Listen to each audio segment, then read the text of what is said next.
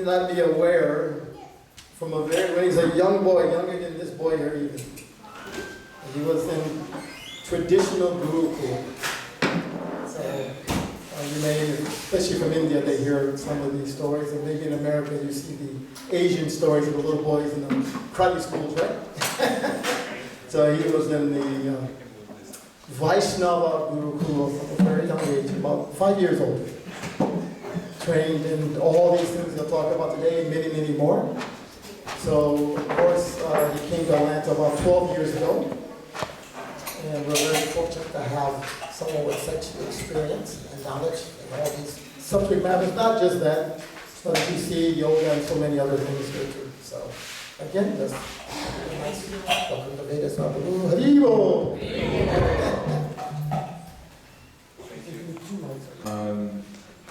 Thursday, it's a very beautiful festival.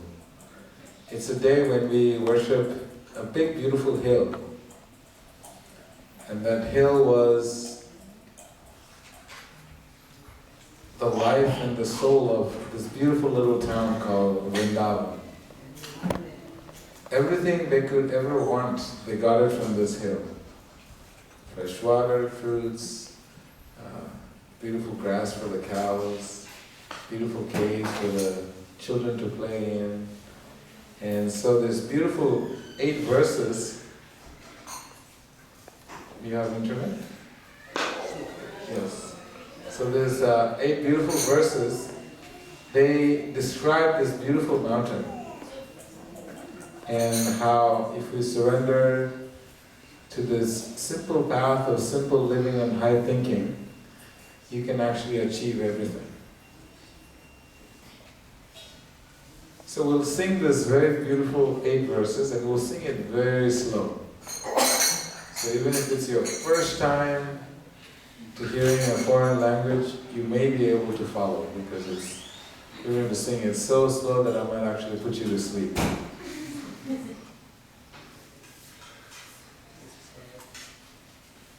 It's coming up. If you have a phone, this is actually a good time to use it. If you don't have a phone, yeah, if you don't mind to put it on vibrate. Oh, and he's also got it pulled up for you. Can we do full screen? Beautiful.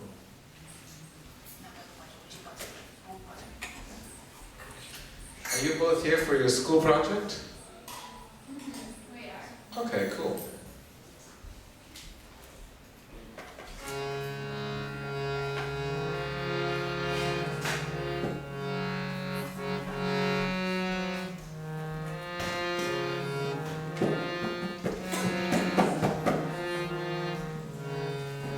Shaila jamapnoti chivairinopi Shankrasya ya prapa vanim saksha govardhano me dishatam avishtam. You can try. Just do the last line. Govardhano me dishatam avishtam. It is a little different. Just 2 beats though. Or we can skip the beat. So we can, what do you guys think? Should we put a beat to it? Oh, we don't have cartel players, so. Okay, so we'll skip the beat. He said no cartel players, I right? can't play. You can play it? Yeah. Okay, he says he can play it. Okay. Since we have someone who's ready to play the cartels, so we're gonna put some beat to it. Swapreshthahastam bhujasau kumalya sukhanubhute atibhumi vritte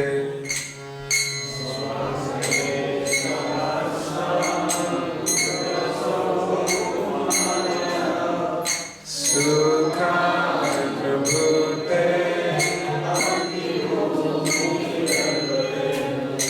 mahendra vajra hatimapyajanam govardhano me vishatam avishtam.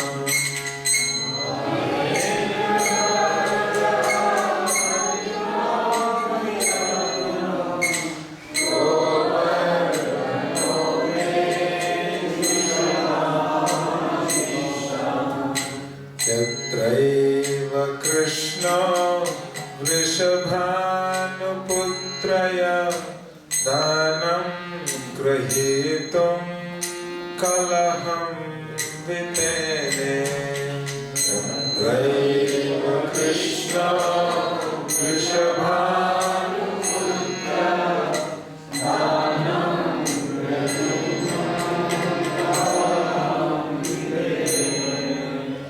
Shrudes prihayatra mahatyatashri govardhano me vishatam abhishtam.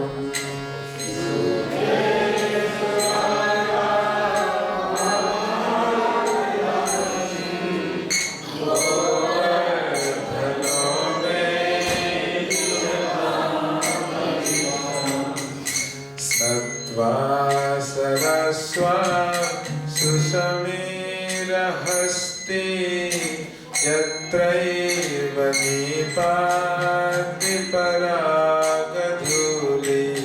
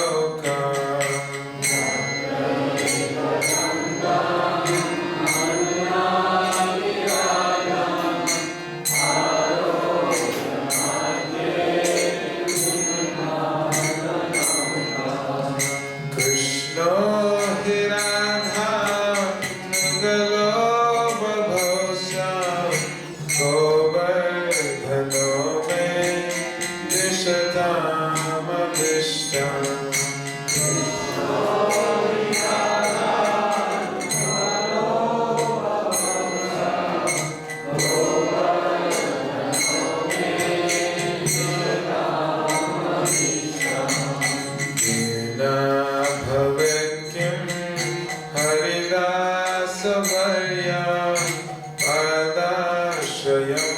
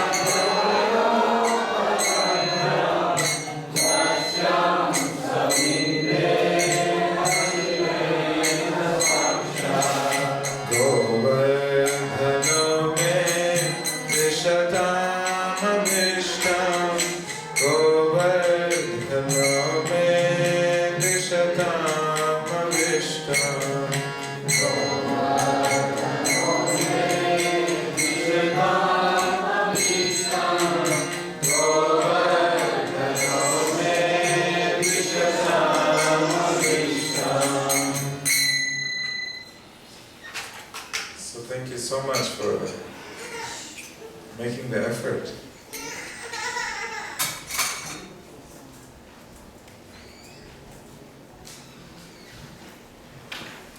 So these 8 verses, if you recite every day, then you'll attain your spiritual destination. So we have another 3-4 days, at least we can get into the meditation. And on the day of Govardhan Puja, we'll be discussing these very beautiful verses in a lot of detail, because these verses have a lot of depth.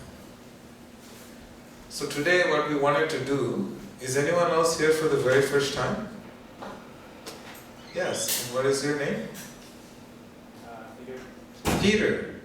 Let's welcome Peter to the temple.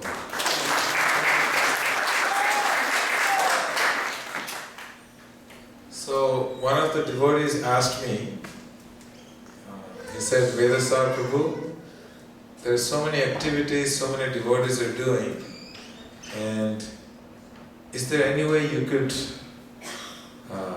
give us a brief rundown of all the activities that this temple devotees, temple congregation are involved with directly and indirectly? So I said, sure. So since I got that request this morning, I tried to make a little slide presentation so you get to see all the activities that are going on in this temple. And for the 2 of the new students, you get a little better idea of all the awesome, crazy things that we do. So every day in the temple, we worship these deities. For us, these deities are everything. Everything is centered around them. Everything we do in our lives is centered around these deities. And they were being worshipped for the last almost 50 years, being the first Iskcon, the Krishna temple in the state of Georgia. And every day, thank you so much. Yeah, every day, these deities are offered 5 meals. Who eats 5 meals a day?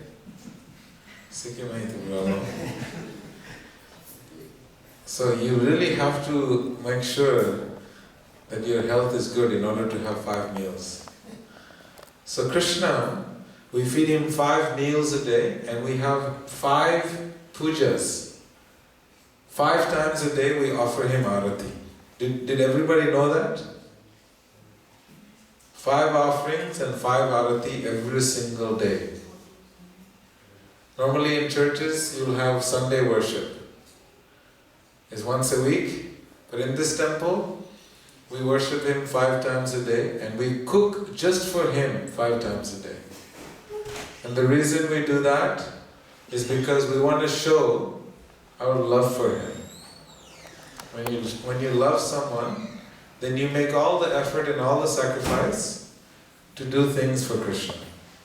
So this is an expression that Srila Prabhupada had established called the Archana Paddhati, or the process of deity worship. that you have to treat Krishna like a person, and you worship him and treat him, putting him to sleep, taking him, giving him a nap. So this is what happens every single day, no matter what happens. Even if the electricity goes out, we figure out a way to cook for him. Sometimes, there are storms and the lines go out, we have to figure out, get external gas, somehow we have to cook and feed him this. So this is our expression of our love for Krishna. So please go. These 3 sets of deities, go. You can see these beautiful deities. For the students, I can explain to you more if you have questions afterwards. And then this temple does something called the Brihat Mridanga book distribution. Srila Prabhupada, who is the founder of Iskcon, he had a mission, and that mission is to give this deep love that the living entities have inherent in their hearts, to try to pull that out and offer it to Krishna. In order to do that, he compiled so many books. He stayed up, he slept 2 hours out of the 24 hours, and he translated books into English language for us to understand. So he compiled very beautiful, beautiful books answering practically every question that you could possibly ask. I've been studying this philosophy for the last 35 years, and I can confess that I have not studied all his books. I have read his books, but I have not studied them because there's so much depth in the books, because there's volumes and volumes of his writings.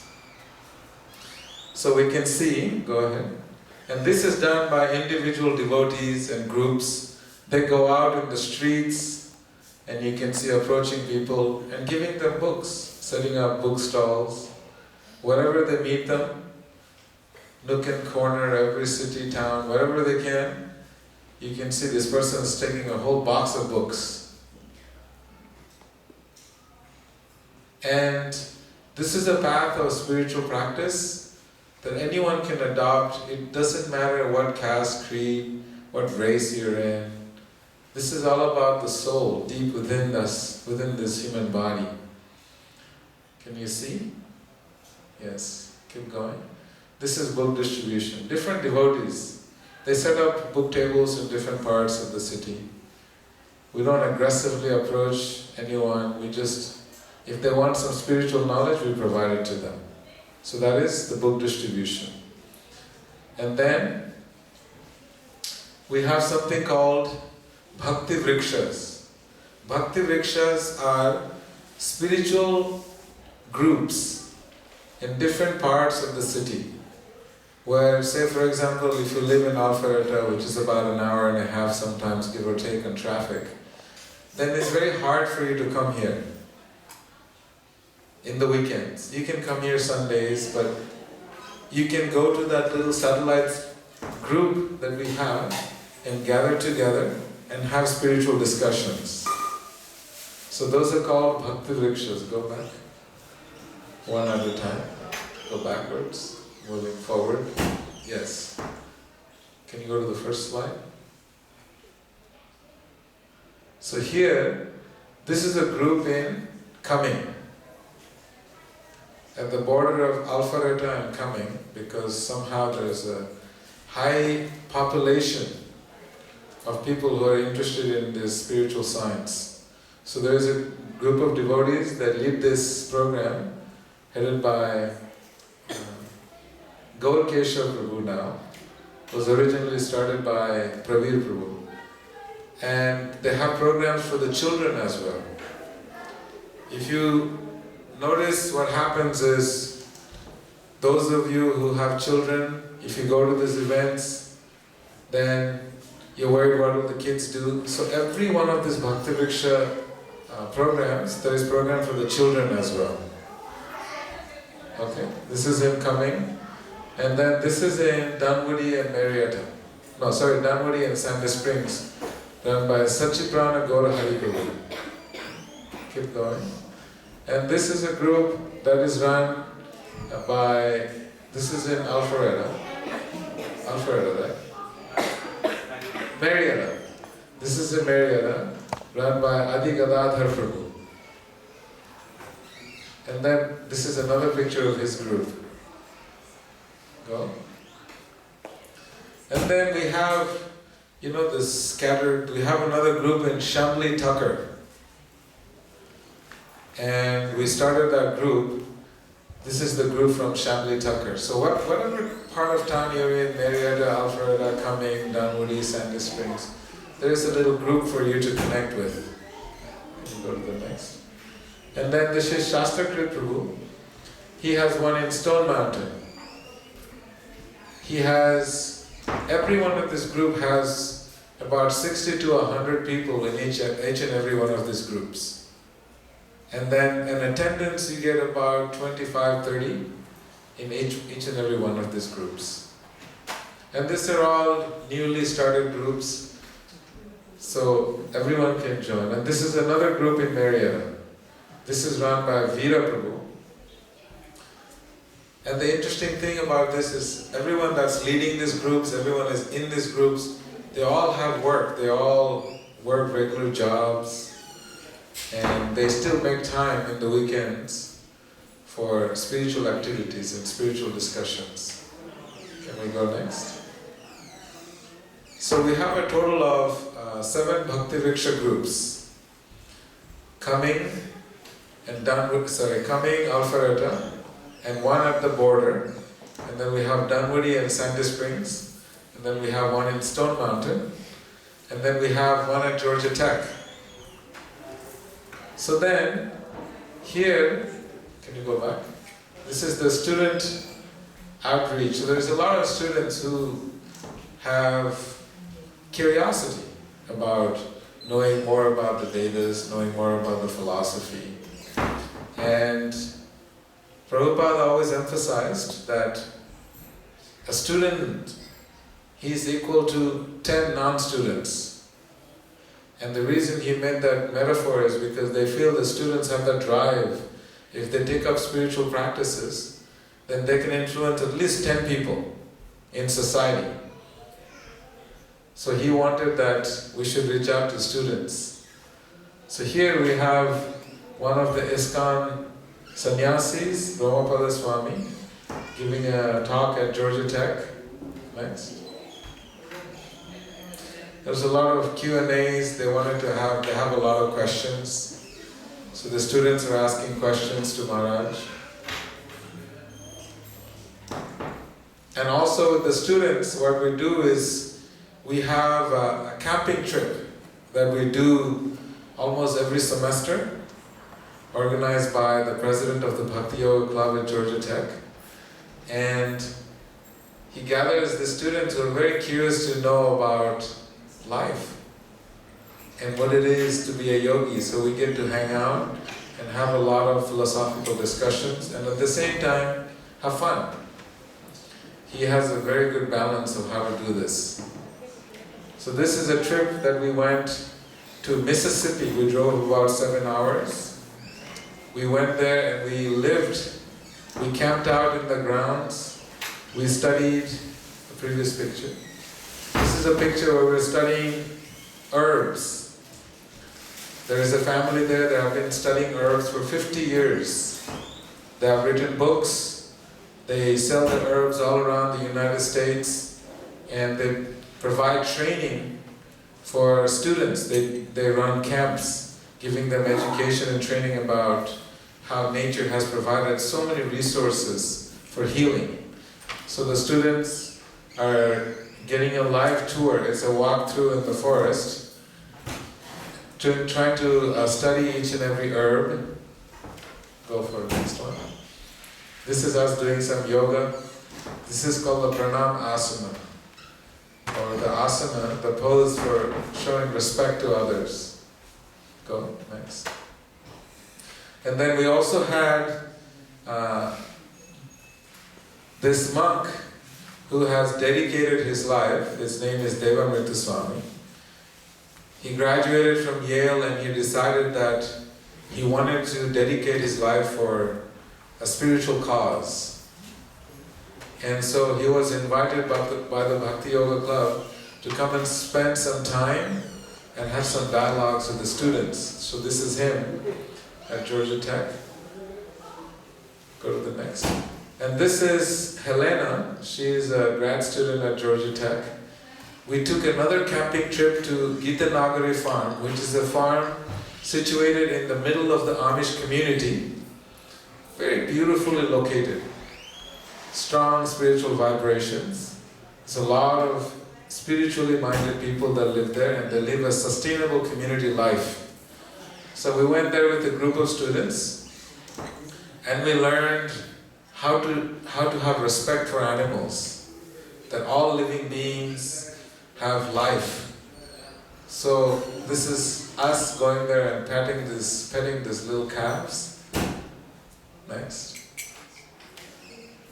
And then this is a picture of the students. We have every Friday, just like every weekend, different Bhakti Bhiksha groups meet in different parts of the city, different parts of the state. This is a group we meet at Georgia Tech. Roughly around 30 students, we meet every Friday. And we do yoga asanas, and we have deep spiritual discussions, trying to understand how the human body works, trying to understand how the mind works, how the consciousness works. So this is a group picture from that class. So this again, we're switching back and forth with the picture. This picture is from our trip to the farm in Pennsylvania, the Gitanagari farm. And this is where we were practicing conscious eating habits. So mostly students from Emory, Georgia Tech. We'll go to the next. Now this is going back to the most recent outing that we just had this Friday, Saturday, Sunday. Almost about 50 or so students had signed up. Some students signed up from Orlando to come to this camping trip.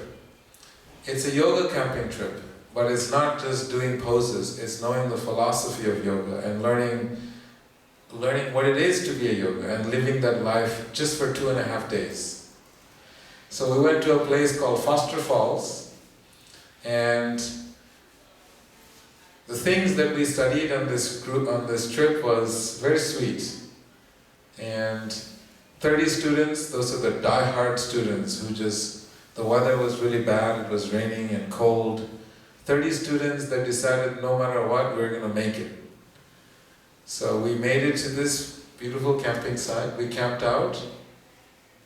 We did yoga every morning, studied the philosophy, and we did something called the Yoga Immersion Japa Meditation. So we learned the art of immersing ourselves through this beautiful mantra meditation.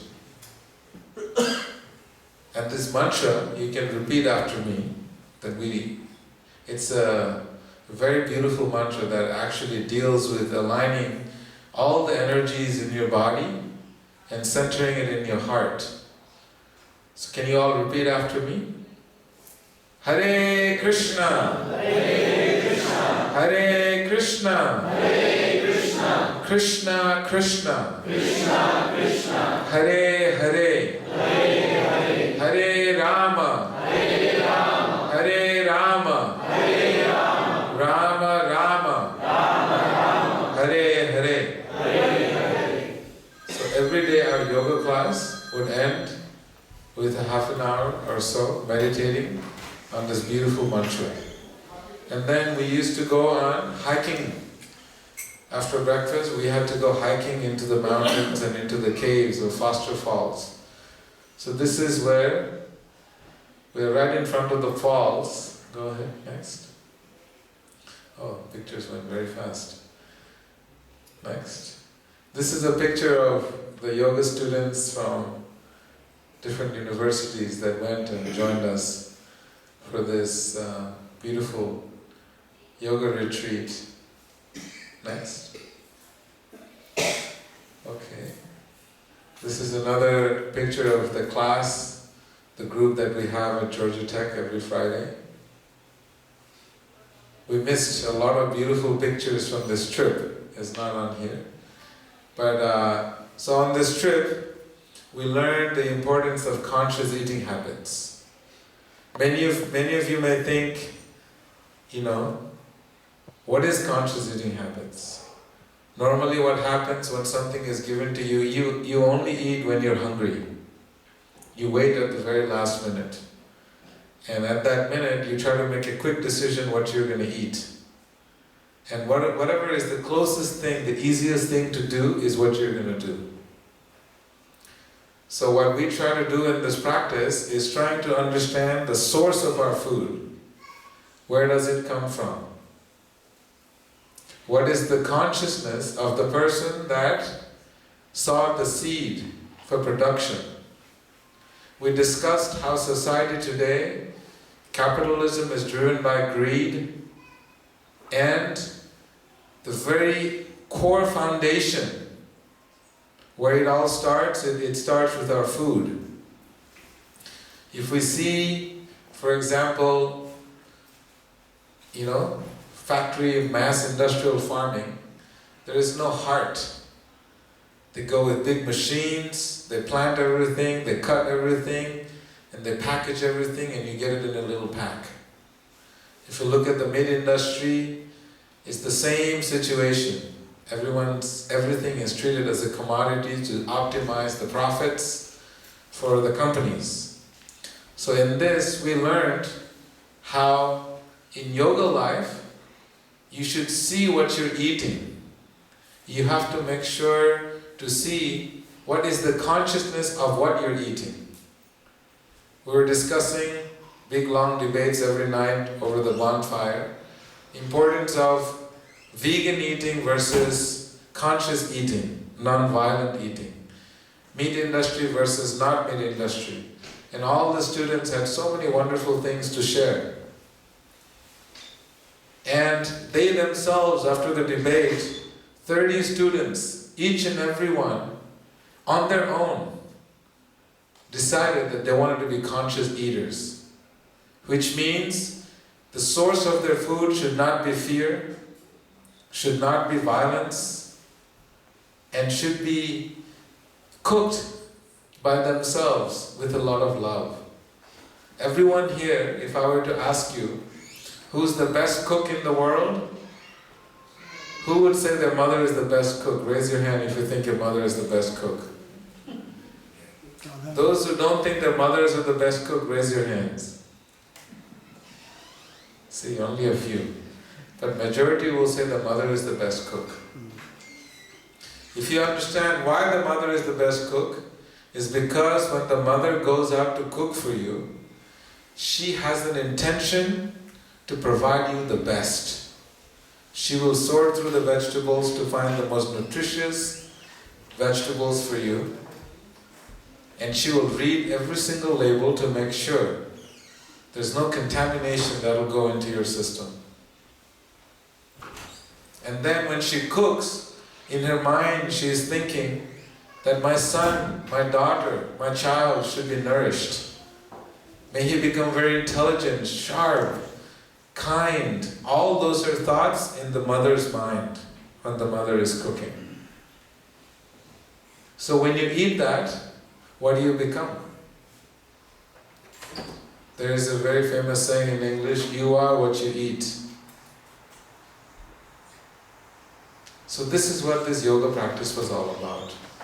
In this yoga practice, everyone was given food and they made their own food. Everyone got to barbecue corn and learn the art of Ayurvedic cooking, vegetarian cooking. So those are some of the things that they learned. And after this camping trip, everyone made a commitment to themselves, not to me, to themselves, that they're all going to be vegetarians. 30 students.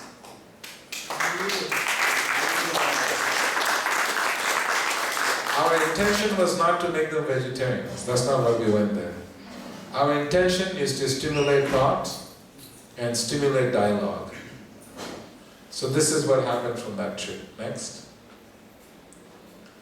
And then we have festivals. Atlanta Temple has approximately 12 months and 16 festivals that we do here. Janmashtami, Radhastami, so many different festivals. Every month there is a festival. Some months there is 2 festivals. Some months there are 3 festivals. Festivals are a way to gather everyone together and party. This is what a festival is. People may think devotees don't have parties. People who are devotees of Krishna, they don't have parties. Actually, they have more parties than anyone else. Because every opportunity they get, there are so many spiritual beings that we celebrate different activities, and it's a party 2-3 times a month. So that's Atlanta festivals. Go. Next. You can see the devotees. This is Gaura Purnima festival. Next. Next. This was a holy festival that we did, color festival. Next. And this is a festival, you see Lord Jagannath, Baladev Subhadra Devi, he's got a lion face. He's doing the Narasimha avatar. This is a festival we do of sandalwood paste. It's in the summer season, so it gets really hot. So we make hand-grind sandalwood and we smear it all over their face and make them look like the different incarnations. Chandan Yatra festival. We celebrate Gita Jayanti festival, celebration of the appearance day of the Bhagavad Gita, where we recite the whole Bhagavad Gita. Next. And then we do a festival called the Rath Yatra festival. It's a festival of chariots, where we go out in the streets and dance and party and have a feast.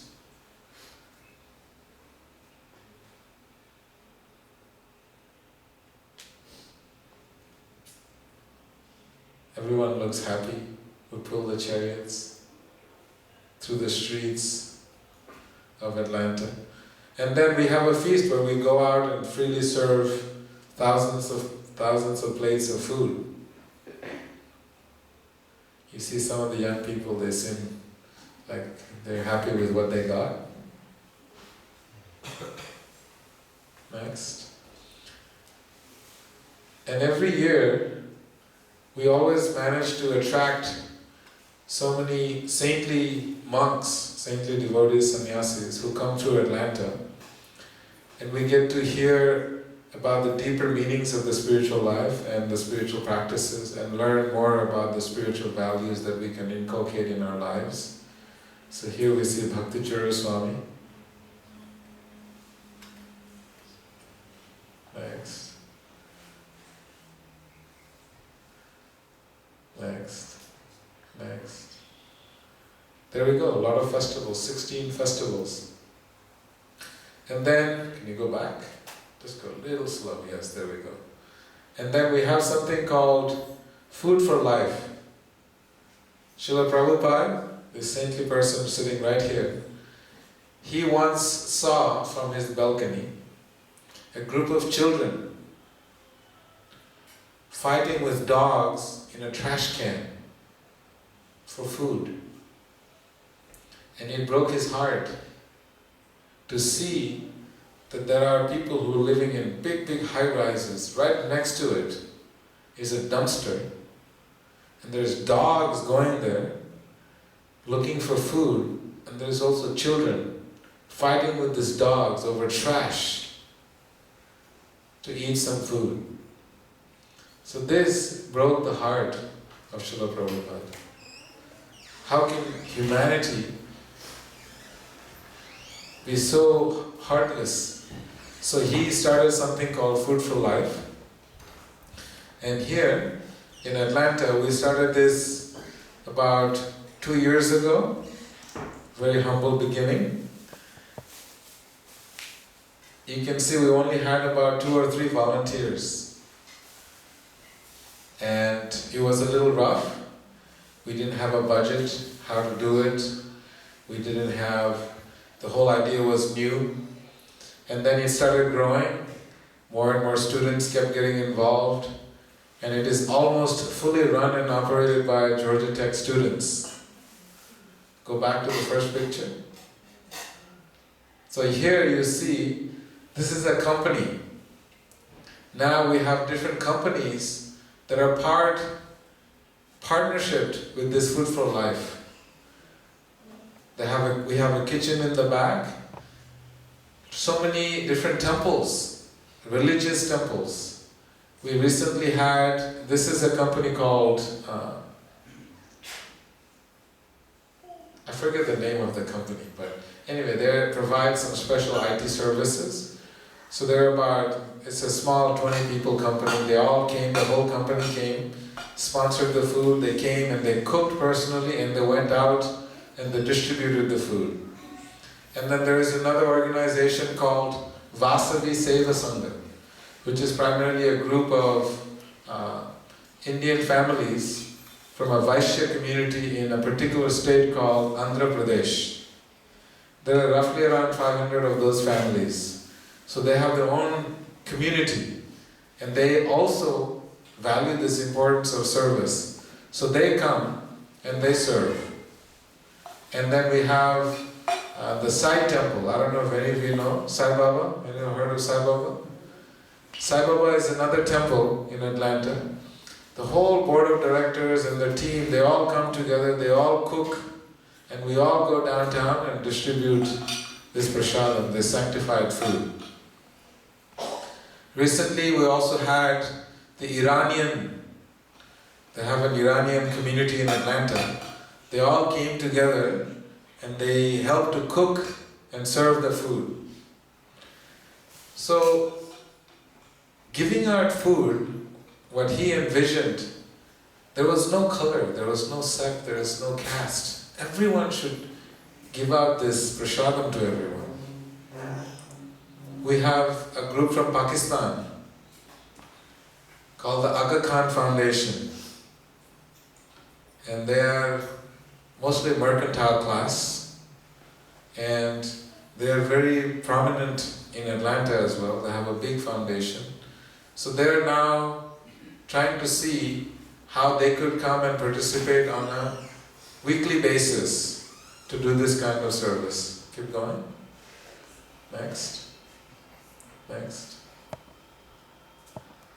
And people line up. When we go downtown, they know when we're going to come, where we're going to be. They all wait for us for this prasadam. And this is 1 week. The weather wasn't so good. Go back to the previous picture. This is a group of students from a club at Georgia Tech. They thought, we should do some service. So they all gathered together and they came and joined us for... So it doesn't have to be, you can come as a group, you can come as an individual.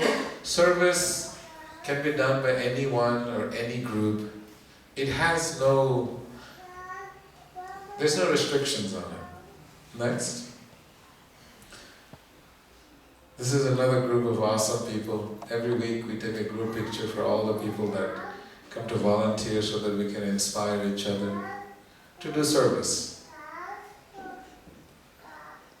And this is Elisa.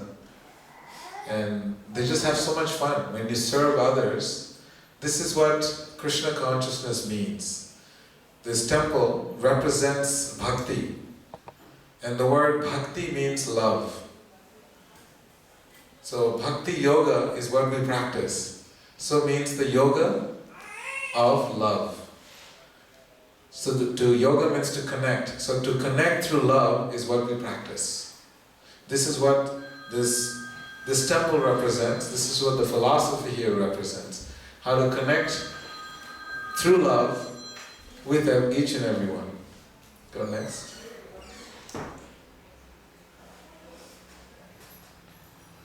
Happy people coming to just enjoy some nice prasadam. Next. And now we also have people from different companies who are coming to join us. There is approximately about 65 companies, IT companies in the state of Georgia who are now connected to Food for Life, one way or another.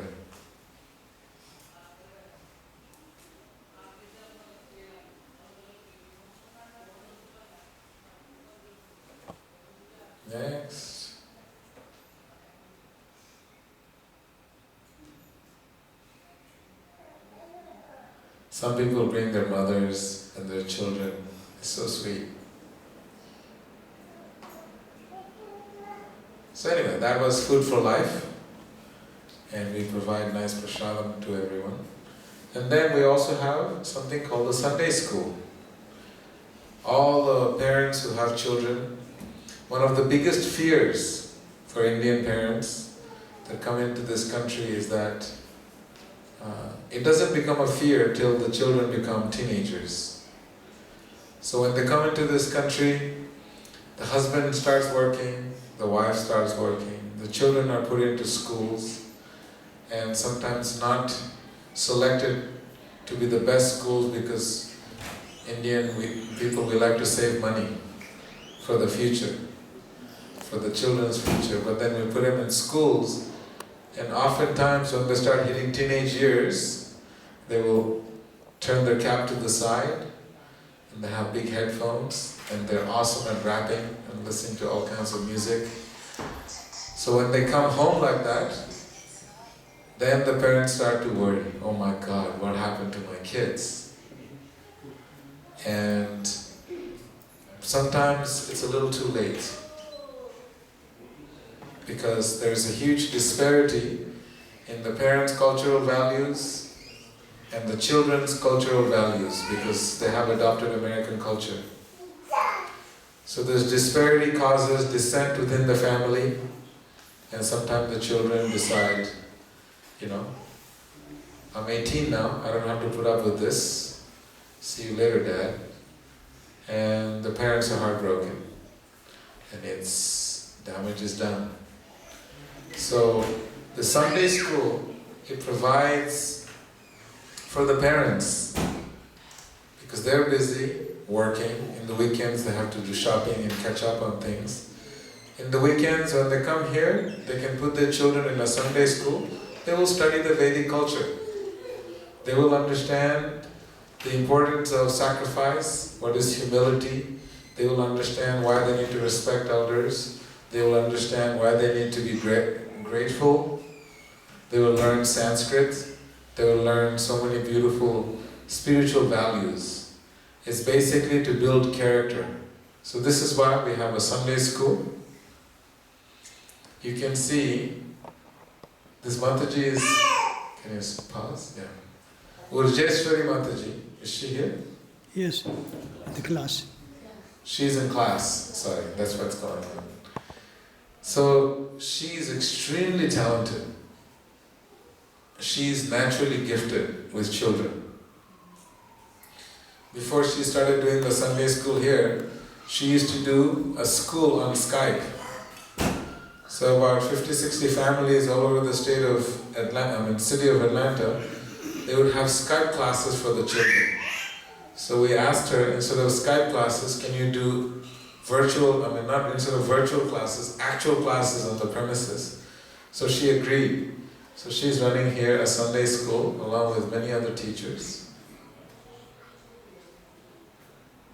They learn different things, and also social skills, interpersonal skills. Next.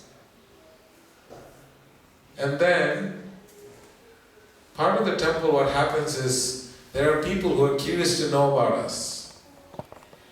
They want to know what's going on, what are you guys all about? So sometimes the public figures, they also are curious, just like your students are curious. New people want to know what's going on, why we dressed all weird, and things like that, you know. And it's normal. It's actually very normal. I'll give you an example. I was invited to speak at a private high school called the Marist High School. Anyone heard of that school? You heard about it? Nice. So for those of you who do not know, it's a very beautiful school. It's a Catholic school. It's a high school, and brilliant students.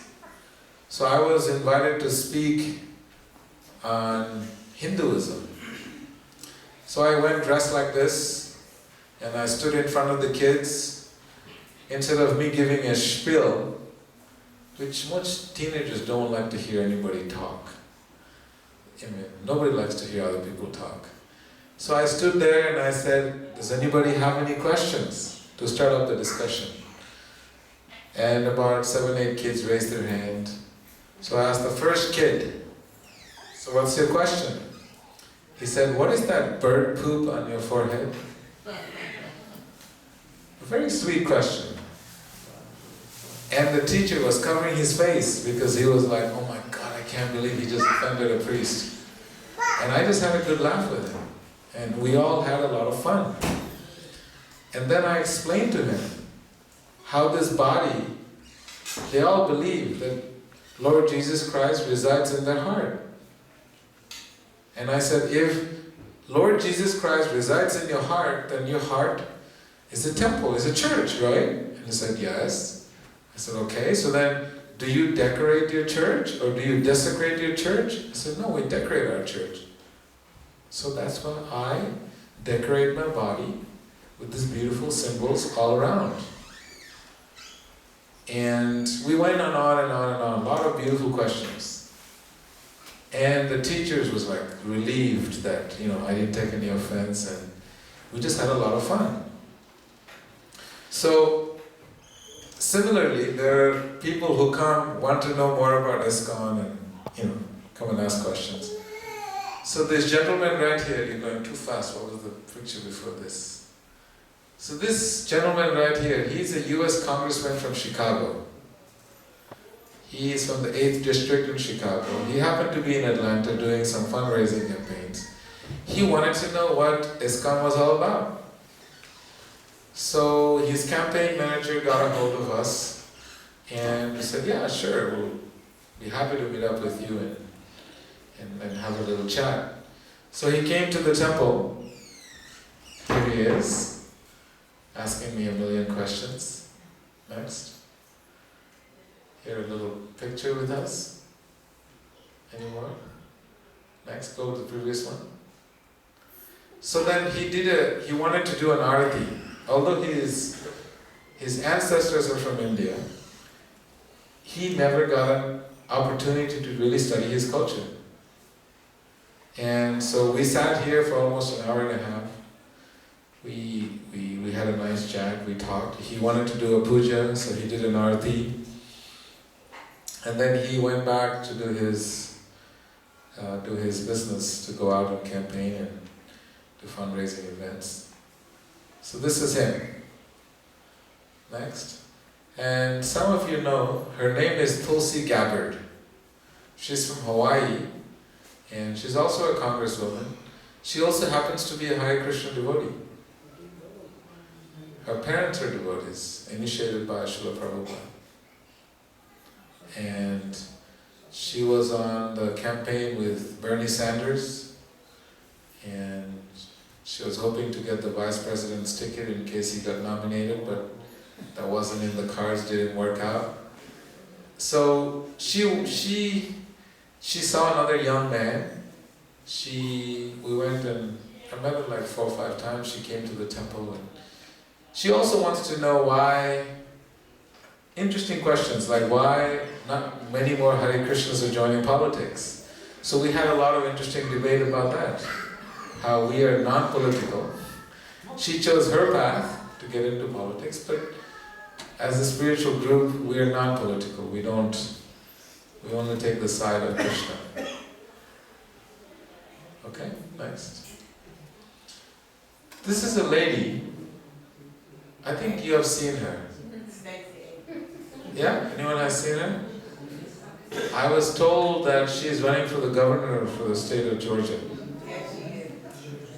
So, I went with a group of friends because one of the young youth from here was running for the mayor of Stockbridge. And he invited us to just give him some moral support. So we went to give him moral support, and we bumped into Stacy and all the other Democratic Party leaders, and we spent some good 15-20 minutes and talked about how churches can influence social life and better the lives of the community in general. And this gentleman right here on the right is here with us today. Next. This is another gentleman that I was invited to meet up with him because he had some more questions. He happens to be the Minister of Broadcasting and Media or something in India. Sports and Broadcasting Minister, Athletics. His name is Rajya Vardhan Rathore. He was an Olympic medallion or something like that. Next. Some of you may also know this. This is the young man that ran for the mayor of Stockbridge. He's not here today. And that's Jason Carter. And he had a lot of questions.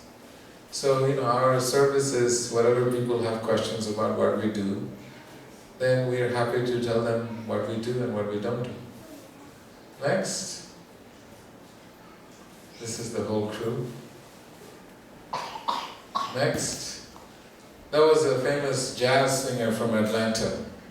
I don't know how it happened that I was invited to go to this place and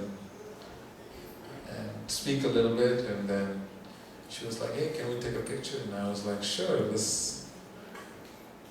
And here was this person who ran for the mayor of Atlanta and didn't make it. He was the city Fulton County Commissioner, Cesar Mitchell. So anyway, our whole purpose, this temple, we are doing so many things in the community on all levels. You can turn it off. On all levels, providing spiritual nourishment, just providing food. Our main principle is to see how we can awaken that deep love that is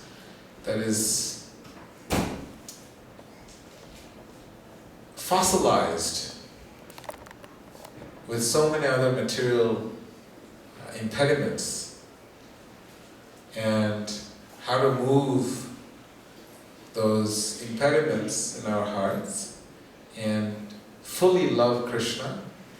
When you love Krishna means you love everyone else. Prabhupada said that your actions will reflect whether you're Krishna conscious or not. If you show love to everyone, that means you're Krishna conscious. No discrimination. So this temple, we strive to see how many people we can serve in every possible way. There's so many other services that we didn't have time. For example, Shvatashwara Prabhu is here. Anyone who is sick, we go and visit them and offer special prayers and lend them a moral support and spiritual support, and the community gets together to go and see how we can serve them. So in this way there are so many other services that this temple provides, mostly spiritually. And if you want to know more, you can always ask. Santosh Prabhu is there, I'm here, Shvatashwara Prabhu is here. So today we are also celebrating the departure of a very... Before we start, does anyone have any more questions about what we do and what we don't do?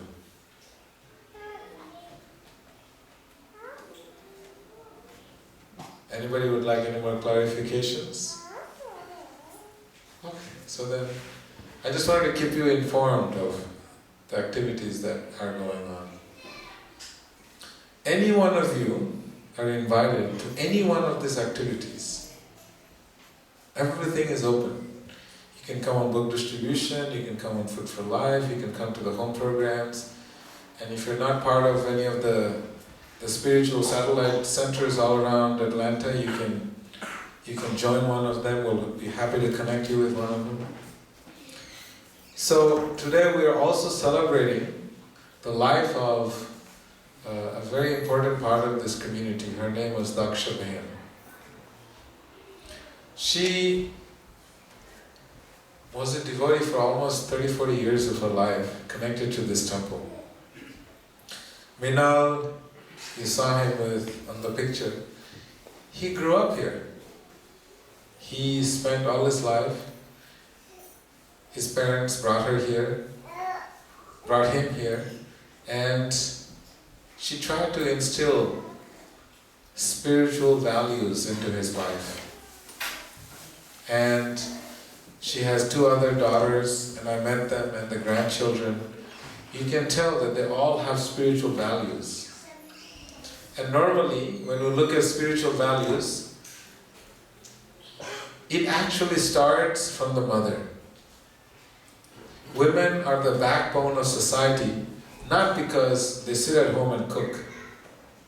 It's because they actually instill values in the children from a very young age. They are the real foundation of society.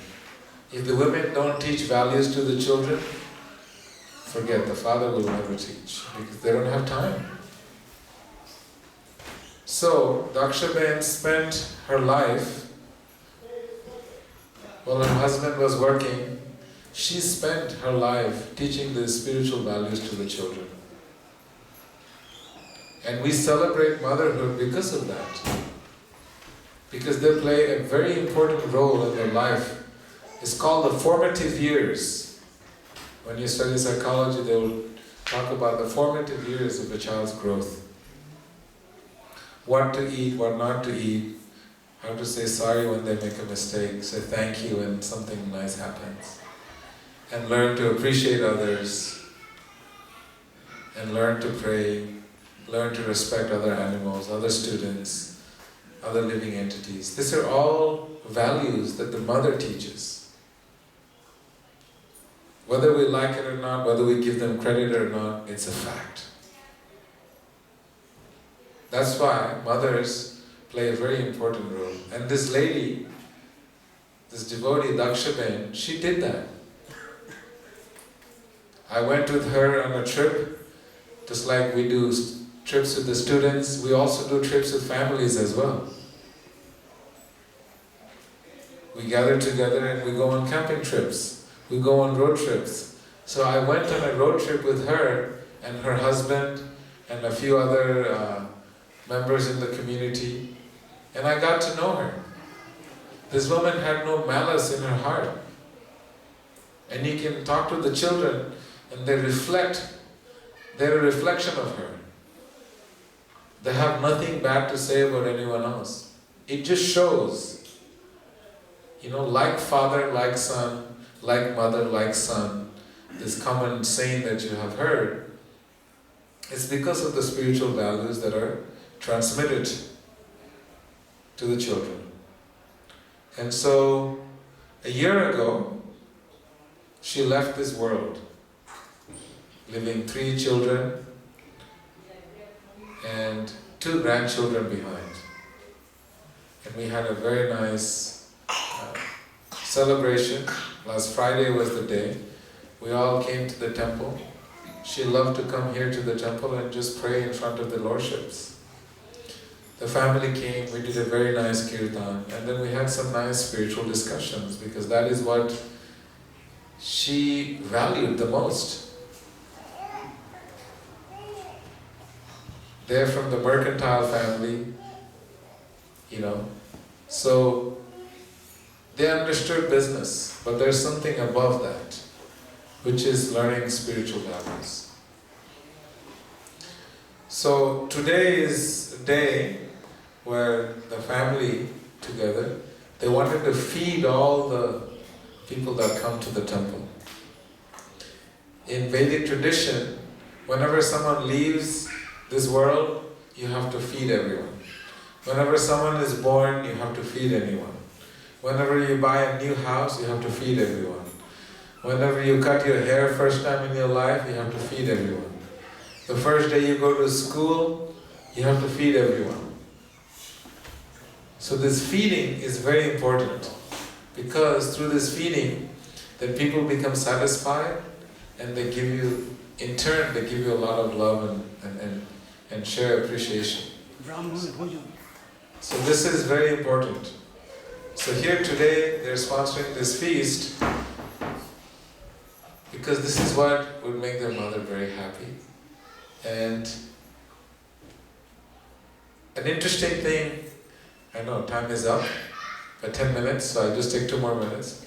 The interesting thing about her life is that she chanted She did japa meditation every single day for minimum 2 hours. And she loved singing this beautiful song that we're going to sing afterwards, called the Damodara Ashtakam. Normally it's sung only for a month, but she would sing it every day, 365. She just loved these beautiful prayers. So those are some of the characteristics of Dakshaben who has left this world. Very spiritual person, instills spiritual values in the children, and if you met her, she would always crack some jokes and make sure that you had a good laugh. Very light-hearted person. Very light-hearted person.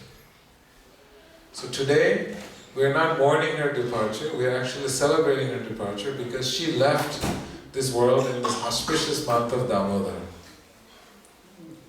In this month it is explained anything that happens, any spiritual activities you do is multiplied thousands of times. All anything that happens in this month, Krishna has directly got control over it. Because this month is dedicated to him. So we are celebrating because we are sure that she has attained the spiritual abode because of the beautiful life that she lived. So, thank you so much for your patience. We will now have Damodara Ashtakam. We'll do the Damodara Arati. Everyone will be given a lamp. You can offer to Krishna. And you can also offer some prayers, whatever that may be. So if we can all face Krishna and we'll start. I'll request